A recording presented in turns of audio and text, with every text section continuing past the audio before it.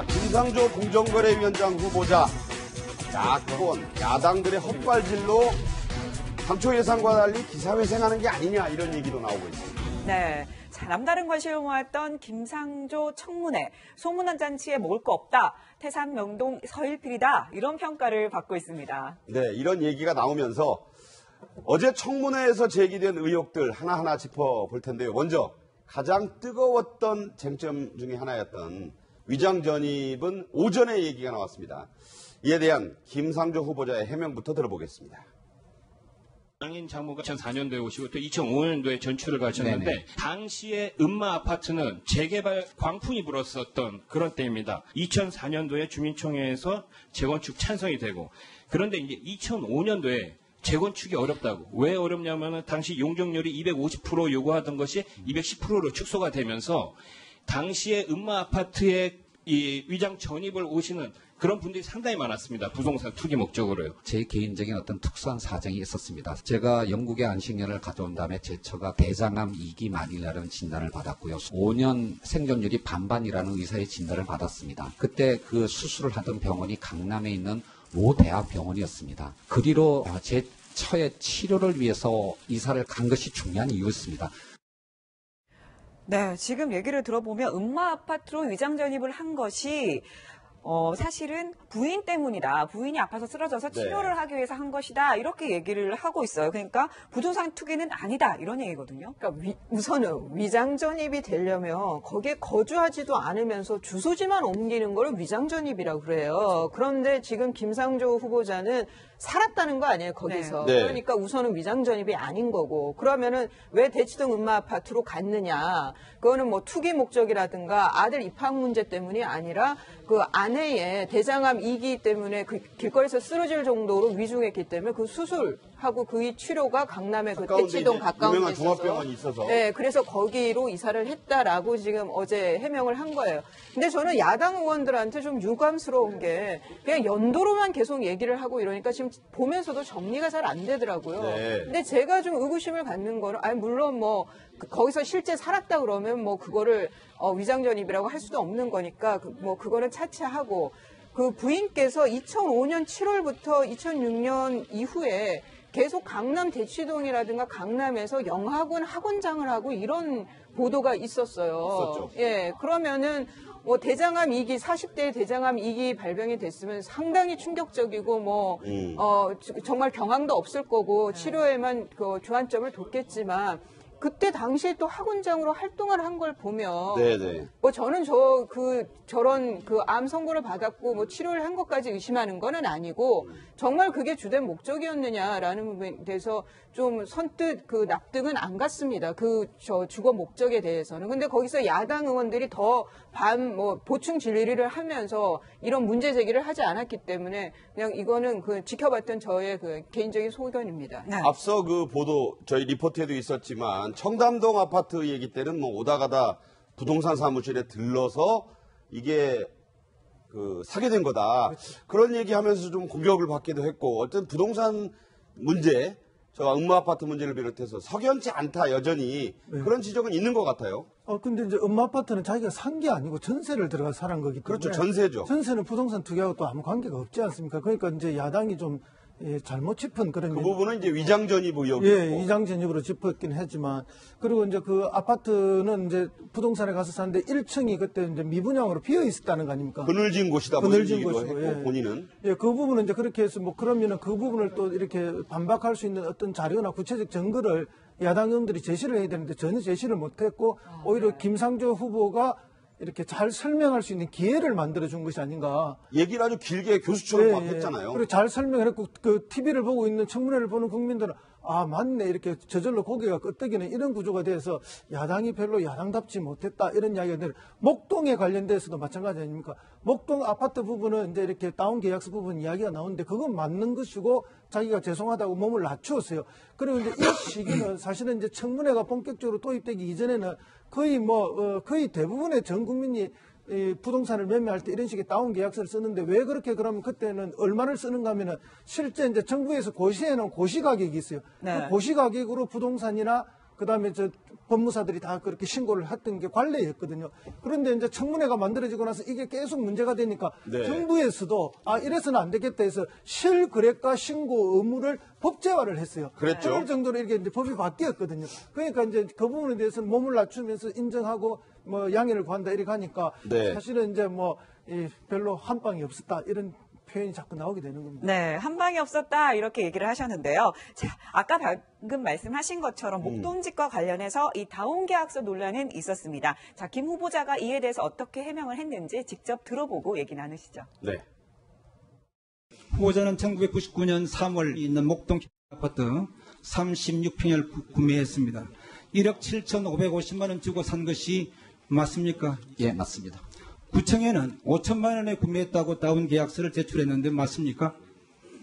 제가 그 계약서를, 다운 계약서를 제출하지는 않았습니다. 그 계약서는 공인중개사와 법무사에게 처리를 맡기는 것이 그 당시 관행이었다라고 알고 있습니다. 네. 누가 세금을 냈습니까? 제가 냈습니다. 5천만 원에 대한 세금을 내신 겁니까? 아니면 1억 7천여만 원에 대해서 신고는 그렇게 하셔요. 계약서 시에는. 거기에 따른 세금을 내셨습니까? 그 5천만 원에 대해서 취득세를 낸 것이 맞고요. 다르지만 그 당시에 거래 관행이었던 걸로 알고 있습니다. 공정거래위원장 말 그대로 경제검찰이라는 소리를 들으면서 정말 저런 것들을 대기업들의 행위를 비롯해서 가려내야 될 그런 자리인데 아무리 관행 하면서 설명하지만 지나치게 낮춰서 쓴 거 아니냐, 다운을 좀 심하게 했다. 물론 이제 아까 우리 허 소장 당시에는 그랬다 이런 건데 어떻게 보셨어요? 분명히 잘못됐죠. 관행이라 하더라도 사실은 저거는 저렇게 하면 안 되는 거죠. 그런데 이제 허 소장님 아까 설명하셨듯이 그때 당시에는 관행상 공시 가격, 그러니까 정부에서 내놓은 가격 있지 않습니까? 그 가격이 실제 가격보다 훨씬 적게 평가가 돼 있었어요. 그것도 문제죠, 사실.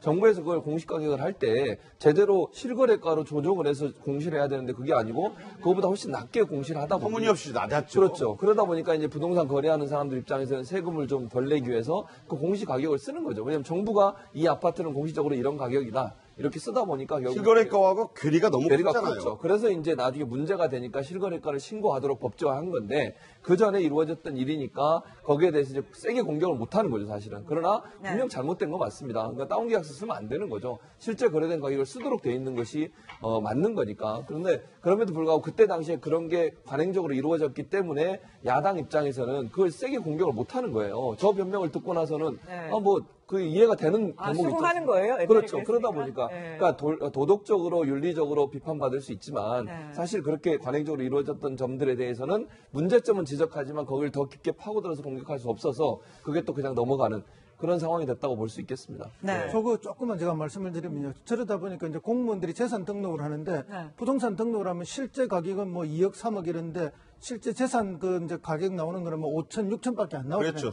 그러니까 이게 이제 괴리가 큰 거죠. 그래서 이제 제가 그때 당시 청와대 비서관을 할 때 저 법을 조정을 했습니다. 그래서 실거래 가격과 이제 이렇게 이 그 공시 가격을 한 70% 내지 80%까지 근접하도록 실거래가의 7, 80%쯤 예, 되게. 그러니까 아파트는 80%, 상가는 네. 70%까지 근접하도록 이렇게 고쳐서 그 2007년에서 2008년 올라갈 때 공무원들이 갑자기 재산이 확 늘었어요, 신고 가격. 네. 이게 왜냐하면 이제 실제 재산이 늘은 것이 아니고 네. 평가 금액을 늘려서 하도록 그렇게 했던 적이 있습니다. 바로 저런 문제 때문에 그랬던 거죠. 네. 지금 이제 김상조 후보자의 이 다운 계약서도 그렇고 그 다음에 2011년 6월부터 그 청담동 아파트 그 네. 1층에 뭐 구입이죠, 그때는. 예, 구입을 해서 이후 월세를 놨다는 거 아니에요. 그런데 월세 수입에 대해서는 신고를 하지 않았다는 보도가 있었거든요. 그 신고하지 않은 이유는 신고 대상이 아니기 때문에 신고를 안 했다. 월 한 수백 정도는 될 텐데 월세가. 그러면은 김상조 후보자 뭐 그거 직접 했는지 아니면 아내가 했는지는 모르겠지만 여하튼 김상조 후보 측에서는 뭔가 이게 편법이라든가 탈법은 이지만 불법이 아닌 거기 때문에 뭐 괜찮다라고 하는 그 인식 자체가 공정거래위원장으로서 적합한지에 대해서 저는 좀 반감을 갖게 됩니다. 네. 우선 이제 그 총평을 좀 하자면 결정적 한방이 없었다는 것은 맞는데 지난번에 우리가 대선 과정을 좀 반출을 해보면 홍준표 후보 정도를 제외하고는 이 공정이란 시대적 화두에 대해서 다 공감을 했습니다. 그렇죠. 그만큼 중요한 자리입니다. 그다음에 이제 공정이란 것은 이제 그 대기업 독점에 대한 반칙과 특권을 없애겠다는 자리인데 그런 면에서 문재인 대통령께서 이제 김상조 카드를 꺼내들었을 때 대부분 굉장히 잘 꺼낸 카드다라고 이제 본 것 아닙니까? 그다음에 막상 이제 언론에서 검증 들어갔는데 저는 좀 아쉬운 게 아직은 그 야당이 특히 자유한국당이나 바른정당이 시차 적응을 좀 못하고 있는 게 아닌가. 아까 조금 전에 그 세상 밖에 시차가 아직 야당으로서의 어떤 파이팅이 심지어 민주당 의원들이 굉장히 긴장을 하고 있었는데 우리가 야당했을 때는 저래 안 했을 텐데 이 얘기까지 나오고 뭐 일각에서는 네. 벌써 한 초반에 엎었을 텐데 네. 이런 얘기까지 하면서 그다음에 아까 그림 중에 이제 노트북에다가 뭐 이제 아웃 뭐 이런 그 시위성 이제 문구를 해놨는데 좀 빼달라니까 슬그머니 또 내려요 사실은. 네, 네. 저런 장면들이 몇 달 전 야당 청문회하고 여야가 바뀌었을 때는 정말 택도 없는 얘기죠 사실은. 그런 측면을 봤을 때는 아직은 이렇게 야당 의원으로서의 자기 아이덴티티가 좀 적응이 안 돼 있다는 느낌이 있고 야당으로서의 야성이 아직 안 생겼다. 또 하나는 그 언론이 충분히 검증을 했는데 그 옥스퍼드 대학입니까 캠브리지 대학입니까 그 초빙 교수 건이 있습니다. 이 문제 굉장히 심각한 문제인 게 국회의원들 내 출마했을 때 자기 명함이나 홍보물에다가 이 방문연구원이냐 초빙교수 잘못 이거 적으면 선거법 걸려가지고 실제로 의원직 날아갈 수도 있는 문제입니다. 그러니까 여러 가지 문제가 있음에도 불구하고 어쨌든 야당이 좀 더 치열하게 이 문제를 좀 이렇게 다투어내지 못했다는 아쉬움은 좀 있습니다. 이런 네. 생각은 있습니다. 그 지난 세월들이 우리가 뭐 그러니까 특권과 반칙의 시대, 흔히 5급수 식수로 쓸 수 없고 농업용수로 쓰기도 부족한 5급수. 5급수의 시대를 살다 보니까 그 속에서 굉장히 자기 삶을 절제한 사람도 결국은 검증을 해보니까 1급수 수준은 안 되고 2급수밖에 안 되는 거 아니냐. 그런 게 이제 우리 사회 총체적으로 지금 이제 점검되고 있는 그런 상황이라고. 그러니까 그 지점인데, 그러니까 5급수인데 1급수를 강요하는 게 무리가 아니었다는 얘기는 굉장히 합리적인 얘기임에도 불구하고, 과거 야당일 때 그 기준을 적용하지 않고, 여당이 됐을 때는. 그건 좀 다릅니다. 과거에 그거는 5급수 세상에 살면서 그 5급수를 너무 잘 즐겨서 그분들도 5급수인 게 너무 많아서 낙마를 했던 거죠. 아, 네, 본인 갑자기 뭐 시각에 이제 따라서. 이 수질 얘기가 나왔어요. 네. 재밌는 대목입니다. 네, 자, 이뿐만이 아니고요. 자, 그런데 이런 논란도 있었죠. 바로 김상조 후보자의 부인이 공립고등학교의 영어 전문교사로 채용된 거 관련해서 네네. 특혜가 아니냐 이런 논란이 있었는데요. 이 부분에 대해서 어떻게 답변했는지 들어보시죠. 정유라 사건이 무엇입니까? 똑같은 사례가 이번 후보자의 부인 사례에서 나왔습니다. 제 처는 어디 밖에 나가서 남편이 김상조다라는 말도 못했습니다. 재벌 저격수라는 별명을 갖고 사는 그런 남편을 둔 2013년 취업 관련해서 토익 점수 기준 미달자를 채용했다라고 원래 901점 이상이 돼야 되는데 900점인데 합격을 시켰습니다. 이거 대학교에서 상급기관인 교육청에 보고를 하는데 900점 받은 점수를 901점으로 고쳐서 허위 보고를 합니다. 제 처 문제로 논란을 일으킨 게 대해서 송구스럽게 생각합니다. 근데 처음 2013년 취업을 할 때는 경쟁자가 없었던 걸로 알고 있습니다. 그리고 아까도 말씀드린 바와 네. 어제 뭐 참 부인 얘기도 많았어요. 네, 그러니까 뭐 채용에 있어서 약간 절차에 문제가 있었던 것 같긴 하지만 자신이 영향력을 행사할 위치는 아니었다 뭐 이런 얘기 아닙니까? 그렇죠. 이제 김상조 후보자 입장에서는 본인 무슨 압력을 가하거나 아니면 어디에 무슨 부정적인 어떤 청탁을 해서 아내가 취업한 게 아니라고 하는 부분을 본인은 얘기를 했고요. 그러면서 또 사과도 했죠. 제 처가 어쨌든 그런 일에 연루돼 있는 것에 대해서 송구스럽게 생각한다고 사과 의견을 했습니다. 네. 그래서 아마 저거는 교육청에서 왜 저렇게 처리를 했는지는 잘 모르겠어요. 왜 그랬을까요? 그러니까요. 그게 좀 이해가 안 되는 영역이긴 한데 사실 900점 뭐 점수 1점 차이니까 그 점수가 크게 문제는 안 될 수 있지만 그럼에도 불구하고 기준에 맞지 않다는 부분 분명히 잘못됐죠. 네, 그래서 네. 그 부분을 그럼에도 불구하고 김상주 후보자 말처럼 정말 후보자가 한 명이었다고 얘기를 했는데 또 지상우 의원은 나중에 후보자가 3명이었다. 또 이렇게 성적표도 뭐 점수 합산도 꺼내고 해프닝도 있었어요. 그렇죠. 여러 가지 문제가 있어요. 그것도 지금 논란이 되고 있는 상황인데 명확하게 지금 정리가 안 된 상황이거든요. 그런 상황에서 김상주 후보자는 분명한 것은 본인이 무슨 압력을 가하거나 청탁을 해서 아내가 취업한 건 아니다. 네. 이 부분을 강조하면서 또 국민들이 어느 정도 받아들일 수 있는 그런 발언이 됐다고 볼 수 있겠습니다. 네. 자, 김상조 후보자는 뭐 법적으로 이제 여야가 논의를 해서 청문 보고서를 채택을 해야 되는데 채택을 못할 때에도 뭐 보름 정도 있다가 대통령이 임명하면 됩니다. 자, 여론의 향방 어떻게 될지 좀 지켜보겠습니다. 네, 문재인 대통령이 110분이나 반기문 전 유엔 사무총장과 오찬을 겸한 환담을 나누면서 지혜를 좀 빌려달라 이런 말을 하면서 아주 화기애애한 분위기가 있는데 이 반 전 총장 수재자로 알려진 강경화 외무장관 후보자에게 도움이가 되지 않느냐 이런 가운데 강경화 후보자 위장 전입 문제가 점입 과정이다 이런 보도가 또 나왔습니다. 네, 강경화 후보자 수요일부터 인사청문회를 받게 됩니다. 자, 외교부 장관 후보자는 야권이 지금 낙마를 벼르고 있는 주요 타겟 중에 한 명입니다. 네, 그런데요. 개인 승용차를 타고 일본군 위안부 할머니들이 있는 곳을 다녀왔습니다. 바로 이 사진인데 자, 개인 승용차 타고 본인이 갔다 와서 뭐 위로의 말씀을 드렸다 뭐 이런 얘기인데 자, 강 후보자의 얘기가 알려진 게 있어요. 자, 그 내용을 들어보면 그전부터 늘 뵙고 싶었는데 청문회를 준비하는 과정에서 해야 할 일이 많지만 국가적 핵심 의제가 되고 있는 상황에서 꼭 뵙고 싶었다 이렇게 얘기를 했습니다. 자, 장관 임명 여부를 떠나서 오는 길이 참 편했다. 기회가 닿는 대로 찾아뵙고 말씀을 좀 듣겠다. 자, 내용은 참 좋아요. 그런데 후보자거든요. 후보자가 이렇게 장관처럼 행동해도 되느냐. 당장 이런 비판이 야권에서 오늘 나왔습니다.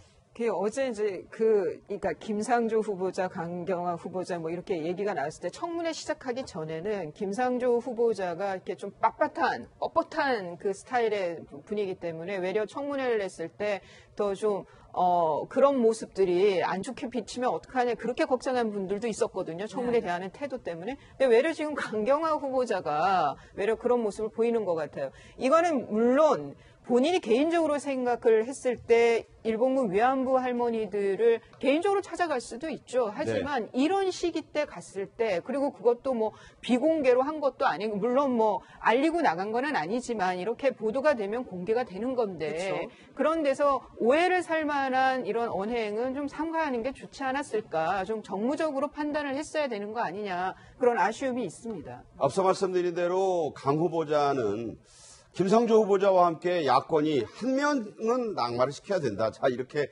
벼르고 있다. 이런 말씀을 드릴 정도로 관심을 받고 있는데요. 원군이라고 할까? 강경화 후보자와 함께 일했고 강 후보자는 뭐 큰일을 해야 된다. 이렇게까지 얘기했던 반기문 전 유엔 사무총장이 방한을 해서 문재인 대통령과 예정은 훌쩍 넘겨 110분, 뭐 1시간 50분 동안 독대를 했다고 합니다. 그런데 강 후보자 얘기가 안 나왔겠느냐? 뭐 아마 반 전 총장이 부탁도 했고 뭐 이런 얘기가 있습니다. 이거 어디까지나 추측 단계인데 분위기가 어땠는지를 알아볼 수 있는 대목. 이낙연 국무총리와의 면담 내용 들어보시겠습니다.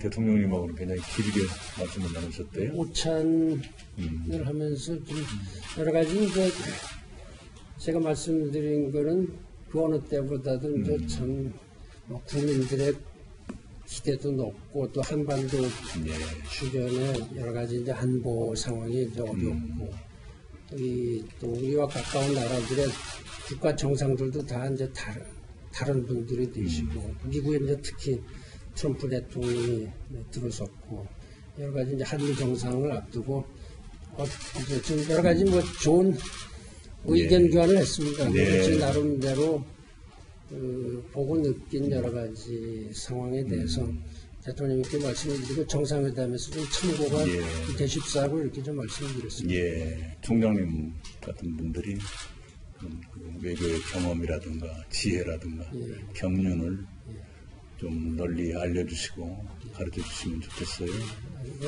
또 대통령이 주죠. 네, 반 전 총장 어쨌든 이낙연 총리에게는 대통령 만나서 정상회담 관련된 얘기를 여러 가지 나눴다 이렇게 얘기를 했는데 강경화 후보자에 대한 얘기도 하지 않았을까요? 뭐 그럴 가능성은 있죠. 그런데 전혀 그게 나오지 않아서 우리가 알 수는 없고요. 다만 이제 문재인 대통령께서 반기문 전 총장이 갖고 있는 많은 경험들이 있지 않습니까? 특히 국제 무대에서 여러 가지 경험들이 많으시니까 그걸 존중하고 뭐 이렇게 모셔서 함께 얘기도 나누고 또 가능한 한 그냥 개인 입장에서라도 특사처럼 역할을 해달라고 요청한 부분도 있어요. 무슨 직책을 드리는 건 아니겠지만 또 무슨 직책을 드리겠습니까, 저분한테. 그런 점에서 본다고 하면 문재인 대통령이 참 잘하신 일이다. 그리고 반기문 전 총장도 이제 국가를 위해서 조금 더 헌신할 필요가 있다. 그런 부분에 있어서는 문재인 정부의 여러 가지 외교 정책에 조언도 하시고 도움을 주신다면 국가가 외교적으로 좋은 성과를 낼 수 있는 기회가 될 것으로 생각이 됩니다. 네. 어쨌든 반 전 총장이 우리나라에 들어와 있다는 것만으로도 강 후보자에게는 큰 힘이 될 거다. 이런 얘기도 있습니다. 반 전 총장과 가까운 야권의 의원들도 있고 하니까 뭐 이런 얘기도 나오는 것 같은데 오늘 아침에요 이런 보도가 나왔어요. 강경화 후보자의 그 문제가 되고 있는 위장 전입 논란이 일고 있는 저 아파트, 서울 정동에 있는 아파트 502호인데 전입 전출이 무려 25번이나 이루어졌는데 하루짜리도 있고 뭐 다양하다. 이건 저야말로 이게 의심해보지 않을 수 없다 이런 얘기 나옵니다. 그러니까 지금 이게 처음에 그 얘기를 했을 때는 강 후보자가 아이가 좀 외국에서 들어와서 학교 생활에 좀 적응을 잘했으면 하는 생각에 엄마 마음으로 이렇게 이제 은사께서 소개해줘서 그 누군 집인지도 모르고 전입신고를 했다라고 했는데 나중에 알고 보니까 그 주소지 있는 그 아파트가 원어민 교사 숙소로 쓰이는 곳이고 그러니까 그 이화 여자 고등학교의 임차인이 되는 거죠. 근데 그곳에 또 이렇게 전입 전출이 짧게 살다가 간 사람들이 25명이나 된다는 거예요. 그러면은 이게 조직적으로, 그러니까 이게 뭐 그 부모들을 지금 봐야 되겠습니다만은 저는 서울교육청에서 이건 특별 감사를 해야 될 사안이라고 보입니다. 네. 그래서 이 학교에서 특혜를 준 거라면 그렇다라고 하면은 강경화 후보의 이 전입 신고는 위장 전입의 차원이 아니라 특혜로 가야 되는 거 아니냐 관점이 전혀 달라진다는 생각이 듭니다. 네. 그럼 말씀하셨던 것처럼 청문회가 열리기 전까지도 논란이 될 것 같고 이 청문회에서도 상당히 논란이 되겠어요. 어떻게 보십니까? 예, 좀 심각하죠. 우리가 아까 정유라 씨 얘기했는데 이대 뭐 특혜 입학했는데 이화여고가 뭐 굉장히 가기를 원하는 학교였는데 저 지역에 살지 않는 이대 이화여고 출신들이 자기 자녀를 이화여고에 입학시키기 위해서는 저기를 아지트로 해서 뭐 했다는 충분한 저기를 아지트로 해서 절로 갔다가 이제 자기 자녀가 이화여고 들어가고 뭐 이렇게 충분히 추론되는데 뭐 상당히 심각한 문제죠, 사실은. 심각한 문제인 것이고 오늘 청문회를 통해서 이제 밝혀내야 될 부분이라고 생각하는데 좀 충격적인 이런 내용들이 좀 매우 충격적이죠, 사실은. 자, 저 내용은 뭐 아직 확인된 것은 아닙니다. 한 언론의 보도고, 자, 저희도 이제 이게 어떤 논란으로 커갈지, 또 해명이 명쾌하게 될지는 수요일 날 청문회 전까지 또 여러 얘기가 나올 테니까 그때 짚어봐야 되겠습니다. 화제가 많은데 시간이 다 됐군요. 전문가 네 분과의 말씀 여기까지